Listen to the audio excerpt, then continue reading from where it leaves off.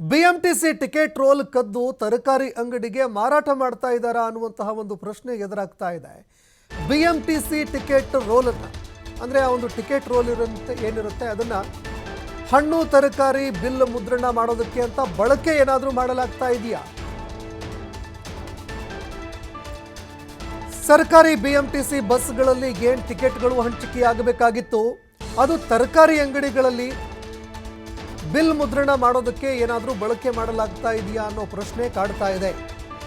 ಬೆಂಗಳೂರಿನ ಯಲಹಂಕದ ಅಟ್ಟೂರು ಲೇಔಟ್ನ SRS ಅಂಗಡಿಯಲ್ಲಿ ಬಳಕೆಯಾಗ್ತಾ ಇರುವಂತಹ ಒಂದು ಟಿಕೆಟ್ ಮುದ್ರಣದ ಒಂದು ರೋಲ್ ಏನಿದೆ ಅದನ್ನು ನೋಡಿದಾಗ ಈ ಪ್ರಶ್ನೆ ಎದುರಾಗ್ತಾ ಇದೆ. ಇದಕ್ಕೆ ಸಂಬಂಧಪಟ್ಟಂತೆ ಸೋಷಿಯಲ್ ಮೀಡಿಯಾದಲ್ಲಿ ಬಿಎಂಟಿಸಿಗೆ ಮಾಹಿತಿಯನ್ನು ಜನ ಕೊಟ್ಟಿದ್ದಾರೆ. ಸಾಮಾಜಿಕ ಜಾಲತಾಣದಲ್ಲಿ ಬಿಎಂಟಿಸಿಗೆ ಮಾಹಿತಿಗಳನ್ನು ರವಾನೆ ಮಾಡಿದ್ದಾರೆ. ಈ ರೀತಿಯಾಗಿ ಬಿಎಂಟಿಸಿಯಲ್ಲಿ ಬಳಕೆಯಾಗುವಂತಹ ಒಂದು ರೋಲ್ಗಳೇನಿದ್ದಾವೆ ಅಂದರೆ ಟಿಕೆಟ್ ಮುದ್ರಣ ಮಾಡೋದಕ್ಕೆ ಅಂತ ಬಳಕೆ ಮಾಡುವಂತಹ ಪೇಪರ್ ರೋಲ್ ಏನಿದೆ ಅದು ನಮಗೆ ತರಕಾರಿ ಅಂಗಡಿಯಲ್ಲಿ ಸಿಗ್ತಾ ಇದೆ ಅಂತ ಅನೇಕರು ಆರೋಪ ಮಾಡ್ತಾ ಇದ್ದಾರೆ. ದೃಶ್ಯಾವಳಿಯಲ್ಲಿ ನೀವು ನೋಡ್ತಾ ಇದ್ದೀರಿ ಬಿಎಂಟಿಸಿಯ ಒಂದು ಮಾರ್ಕ್ ಕೂಡ ಇದೆ, ಅದೇ ರೀತಿಯಾಗಿ ಸರ್ಕಾರದ ಒಂದು ಚಿಹ್ನೆ ಕೂಡ ಮುದ್ರಿತ ಆಗಿದೆ. ಆದರೆ ಇದು ಈಗ ತರಕಾರಿ ಅಂಗಡಿಗಳಲ್ಲಿ ಸಿಗ್ತಾ ಇದೆ.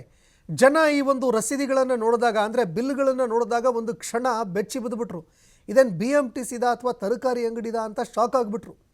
ಯಾವಾಗ ಈ ರೀತಿಯಾಗಿ ದುರ್ಬಳಕೆ ಆಗ್ತಾ ಇದೆ ಅನ್ನುವಂತಹ ಒಂದು ಆರೋಪ ಕೇಳಿಬಂತು, ತಮ್ಮ ಕೈಯಲ್ಲಿ ಈ ರೀತಿಯಾದಂತಹ ಒಂದು ರಸೀದಿಗಳು ಚೀಟಿಗಳು ಸಿಕ್ತು.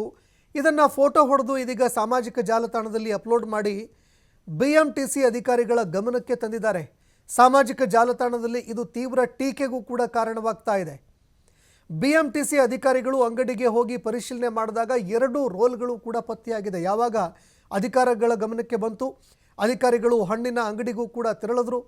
ಅಲ್ಲಿ ಹೋಗಿ ನೋಡಿದಾಗ 2 ರೋಲ್ಗಳು ಪತ್ತೆಯಾಗಿದ್ದಾವೆ. ವ್ಯಾಪಾರಿ ಮುರಳಿ ಕೃಷ್ಣ ಮೇಲೆ ಯಲಹಂಕ ನ್ಯೂ ಟೌನ್ ಪೊಲೀಸ್ ಠಾಣೆಯಲ್ಲಿ ಈ ಬಗ್ಗೆ ಒಂದು ಪ್ರಕರಣ ಕೂಡ ದಾಖಲಾಗಿದೆ. ಇದು ಬಿಎಂಟಿಸಿ ಭದ್ರತಾ ಮತ್ತು ಜಾಗೃತ ದಳ ಅಧಿಕಾರಿಗಳ ನಿರ್ಲಕ್ಷ್ಯ ಅನ್ನುವಂತಹ ಒಂದು ಗಂಭೀರ ಆರೋಪ ಕೂಡ ಕೇಳಿಬರ್ತಾ ಇದೆ.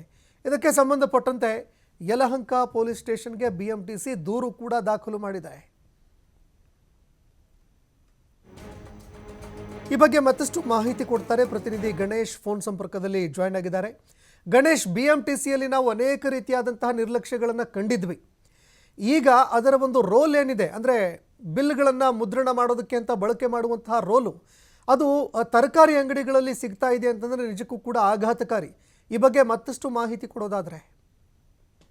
ಸಂತೋಷ್, ಮುಖ್ಯವಾಗಿ ಜಾಹೀರಾತು ಹೆಸರಿನಲ್ಲಿ ಕೋಟ್ಯಂತರ ರೂಪಾಯಿ ಅಕ್ರಮವನ್ನು ಎಸಗಿದಂತ ಆರೋಪದಲ್ಲಿ ಈಗಾಗಲೇ 5 ಮಂದಿ ಬಿಎಂಟಿಸಿ ಅಧಿಕಾರಿಗಳ ಮೇಲೆ ಎಫ್ಐಆರ್ ಆಗಿದೆ. ಅಂತಂದ್ರೆ ಅಕ್ರಮವಾಗಿ ಜಾಹೀರಾತುಗಳನ್ನ ಪ್ರಕಟಿಸಿದ್ರು, ಶಾಮೀಲಾಗಿದ್ರು ಅಕ್ರಮದಲ್ಲಿ ಅನ್ನುವಂತಹ ದೂರಿನ ಆಧಾರದ ಮೇಲೆ ಅದರ ಬೆನ್ನಲ್ಲೇ ಒಂದೊಂದು ರೀತಿಯ ಸಣ್ಣ ಸಣ್ಣ ವಿಚಾರಗಳಿಗೆ ಅಂತಂದ್ರೆ ಈ ಟಿಕೆಟ್ ರಸೀದಿಯನ್ನು ಹರಿಯುವಂತಹ ಚೀಟಿ ಏನಿರುತ್ತೆ ಅಥವಾ ಆ ರೋಲ್ ಏನಿರುತ್ತೆ ಆ ರೋಲ್ ಅನ್ನೇ ಮಾರಾಟ ಮಾಡಿರುವಂತಹ ಆರೋಪ ಈಗ ಕೇಳಿ ಬಂದಿರುವಂತದ್ದು. ಅದು ಮುಖ್ಯವಾಗಿ ತರಕಾರಿ ಅಂಗಡಿಗಳಿಗೆ ಅಥವಾ ಹೋಲ್ಸೇಲ್ ಮಾರ್ಕೆಟ್ಗಳಲ್ಲಿ ಅಲ್ಲಿಗೆ ಒಂದ್ ರೀತಿಯಲ್ಲಿ ಅಕ್ರಮವಾಗಿ ಅವರಿಗೆ ಆ ರೋಲ್ಗಳನ್ನ ಸರಬರಾಜು ಮಾಡ್ತಿದ್ರು ಅನ್ನುವಂತಹ ಮಾಹಿತಿ ಬರ್ತಾ ಇದೆ. ಒಬ್ರು ಈ ಬಗ್ಗೆ ಒಂದು ವೆಜಿಟೇಬಲ್ ತಗೊಂಡಾದ್ಮೇಲೆ ಆ ರಸೀದಿಯನ್ನು ನೋಡಿದ್ರೆ ಅಲ್ಲಿ ಬಿಎಂಟಿಸಿ ಸಿಂಬಲ್ ಮತ್ತೆ ಸಾರಿಗೆ ನಿಗಮದ ಸಿಂಬಲ್ ಕಂಡು ಅವರು ಕೂಡ ಆಶ್ಚರ್ಯ ಆಗಿದ್ದಾರೆ. ಇದನ್ನ ಸೋಷಿಯಲ್ ಮೀಡಿಯಾದಲ್ಲಿ ಹಾಕುವ ಮೂಲಕ ಇದು ಯಾವ ರೀತಿ ಇದಾಗ್ತಾ ಇದೆ, ಇದು ಗಮನಕ್ಕೆ ಇದೆಯಾ, ಸಂಬಂಧಪಟ್ಟಂತಹ ಇಲಾಖೆ ಗಮನಕ್ಕೆ ಇದೆಯಾ ಅನ್ನುವಂತಹ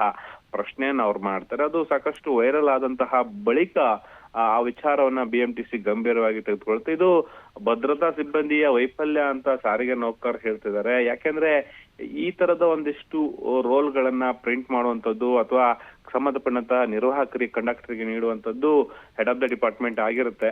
ಈ ಭದ್ರತಾ ಸಿಬ್ಬಂದಿಗಳ ಭದ್ರತಾ ಇಲಾಖೆ ಸಂಬಂಧಪಟ್ಟಂತಹ ಅಧಿಕಾರಿಗಳದ್ದಾಗಿರುತ್ತೆ.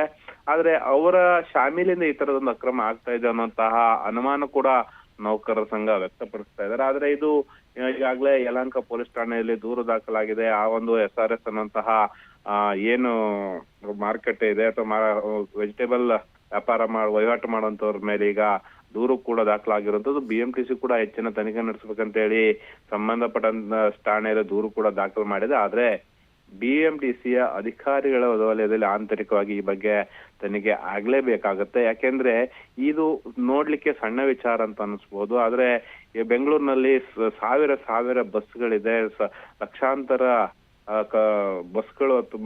ಬಸ್ಗಳಿದೆ, ಲಕ್ಷಾಂತರ ಜನರು ಓಡಾಡ್ತಾರೆ. ಅವರೆಲ್ಲರೂ ಕೂಡ ಈ ತರದೊಂದು ರಸೀದಿ ಟಿಕೆಟ್ ಅನ್ನ ಕೊಡ್ಬೇಕಾಗತ್ತೆ. ಈ ಒಂದು ರಸೀದಿ ಇರುವಂತಹ ರೋಲ್ ಅನ್ನೇ ಕದ್ದು ಬಿಟ್ಟಿದ್ರೆ ಅದರ ಮೌಲ್ಯನೂ ಕೂಡ ಕೋಟ್ಯಾಂತರ ರೂಪಾಯಿ ಆಗಿರುತ್ತೆ. ಹಾಗಾಗಿ ಎಲ್ಲೋ ಒಂದ್ ರೀತಿಯಲ್ಲಿ ಅಕ್ರಮವಾಗಿ ಅಧಿಕಾರಿಗಳು ಸಂಬಂಧಪಟ್ಟವರು ಈ ರೀತಿಯಲ್ಲೂ ದುಡ್ಡು ಮಾಡ್ಲಿಕ್ಕೆ ಪ್ರಯತ್ನ ನಡೆಸಿದ್ದಾರೆ ಅನ್ನುವಂಥದ್ದು ಬಹಿರಂಗ ಆಗ್ತಿರೋದ್ರಲ್ಲಿ ಈ ಬಗ್ಗೆ ಸರ್ಕಾರ ಕೂಡ ಸೂಕ್ತ ಕ್ರಮ ಕೈಗೊಳ್ಳಬೇಕಾಗುತ್ತೆ. ಸಂಬಂಧಪಟ್ಟಂತಹ ಬಿಎಂಟಿಸಿ ಕೂಡ ಆಂತರಿಕ ತನಿಖೆ ನಡೆಸುವುದು ಅನಿವಾರ್ಯ ಅನ್ನುವಂತಹ ಮಾತುಗಳು ಕೂಡ ಈಗ ಕೇಳಿ ಬರ್ತಾ ಇರುವಂತದ್ದು. ಸಂತೋಷ್, ಧನ್ಯವಾದಗಳು ಗಣೇಶ್ ನಿಮ್ಮೆಲ್ಲ ಮಾಹಿತಿಗೆ.